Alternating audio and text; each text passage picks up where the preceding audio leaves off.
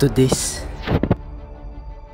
Dahil December na, ang mga Christmas lantern at Christmas tree, Christmas light ay kumikinang na.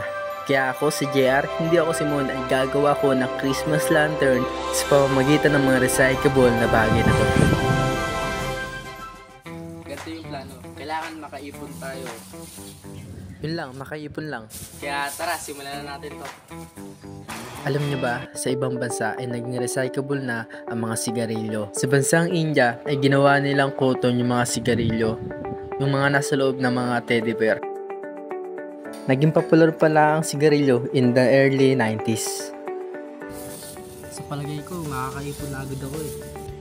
At alam niyo rin ba, ang cigarette ay isa sa mga factors in lung cancer. Alis na tayo dito, wala na. Tsaka nung minaamoy ako, ang baho. Ang dami palang tayo dito. Yun naman, ewan ko. Tayo. Pasintabi po sa mga kumakain. Marami pang naging proyekto ang bansang India. Check nyo na lang sa YouTube kung gusto nyo. Ang dami ko nang nakukuha. Hindi pa ako masyadong nakakalayo. Kaya yun, nagpulot lang ako na nagpulot hanggang sa sobrang dami ay...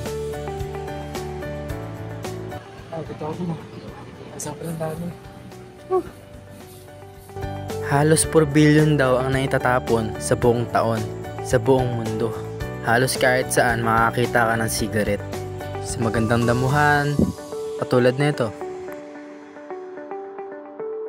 Ito ang aking unang pahinga dahil talagang napagod ako doon.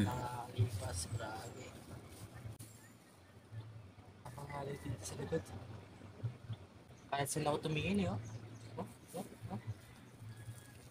Dati ko nakikita eh. Tara, magpulot na.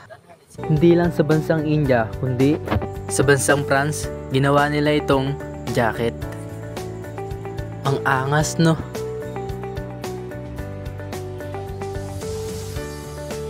Grabe, may tamang basurahan dito pero... Isa ang cigarette sa hindi may iwasan na itapon talaga sa tamang basurahan. Maraming tao na tinatapon na lang sa daan. Kaya ang bansang ito ay nagtayo ng cigarette recycling. Dapat pati Philippines na rin, no? Nagpahinga na naman ako. Tambay muna tayo dito. Dito tayo sa next boy. Ayun boy. Sa highway tayo, malapit tayo sa highway. Let's go! Pulot dito, yuko dito. Napakanta na ako. Napatakbo pala. Takbo! Napunta ako sa paaralan at ang dami ko nakitang sigaret. Kaya kukunin natin yan. Pipilitin natin makuha. Time step ko para makita nyo na marami akong nakuha. Napansin niyo si kuya? Tinitignan niya ako eh, no? Siguro iniisip niya, ano kayang pinipulot nito?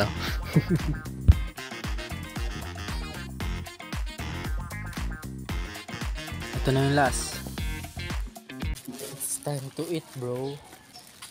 Uuwi muna ako sa amin. At tatapusin natin mamaya. Nakarami na rin tayo, boy. Parang kalahating bigas na. Grabe guys. Kung may pagpapatuloy kayo. Tapos na ako. Kaso, sa sobrang dami, ako na mismo yung sumusuko. Paggabi na ako nung nagpatuloy ako.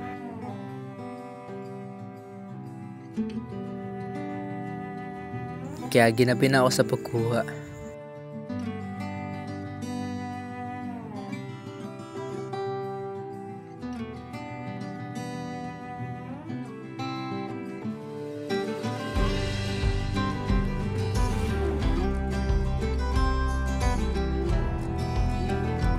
Good night. See you tomorrow.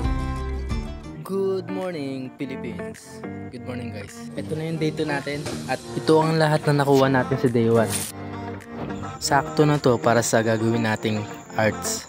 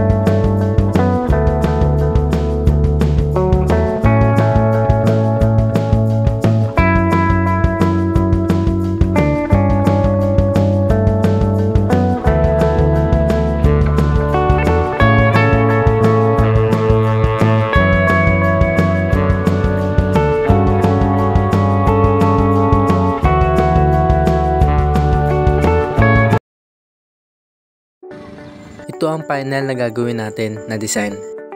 Ito yung galing sa Spain ng ginawa ng lalaki. Ang galing, no? Ang galing. Ito naman yung sa atin, may cruise. Siyempre, Christmas. Christmas is all about Jesus. Ito pa yung ginawa ng lalaki. Angas, no? Parang Christmas tree. At gagawa din tayo nun. Bye-bye! Guys, pauwi na ako. Let's go! Let's go!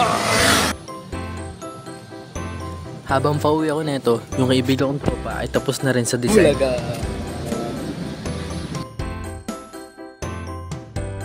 At sinimulan ko ng iguhit ito at natapos na ako. Simulan na natin i-glue stick. Action star lang ako. Seryoso ko itong ginagawa at seryoso din kita mamahalin. Hindi, joke lang. Oh, gulat ka no, may kulay na no. Nagulat din ako nung minahal kita. Todo.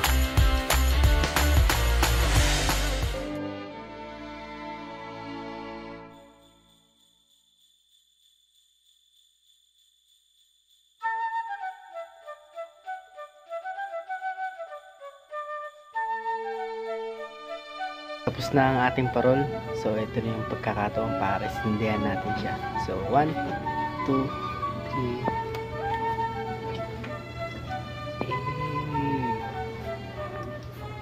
3. Steady natin.